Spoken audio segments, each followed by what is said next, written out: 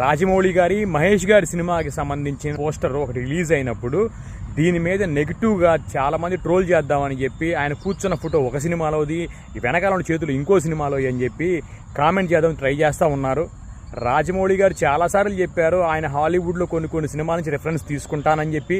ఎందుకంటే సినిమా ఒకటి కనిపెట్టింది కాదు, 100 ఏళ్ల నుంచి ఒకళ్ళ ద్వారా వేరే డైరెక్టర్ నేర్చుకుంటాడు, ఆ డైరెక్టర్ ఇంకోళ్ళని నేర్పిస్తాడు. ఇది ఒక ప్రాసెస్. ఈ ప్రాసెస్లో భాగంగా ఆయన అలా వాడుకొని ఉండొచ్చు.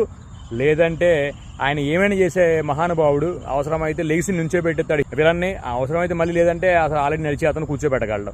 సో ఆయన చేసే వింతన మనం ముందే ఎక్స్పెక్ట్ చేయలేము.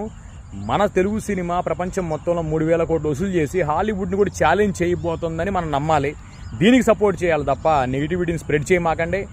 ఆయన ఎక్స్కబాన్సాని ఎంజాయ్ చేయడానికి రెడీగా ఉండండి, మంచిని స్ప్రెడ్ చేయండి. మహేష్ గారు రాజమౌళి సినిమా దెబ్బతో ప్రపంచం మొత్తానికి కూడా తెలుగు దెబ్బ ఏంటో తెలియబోతుంది.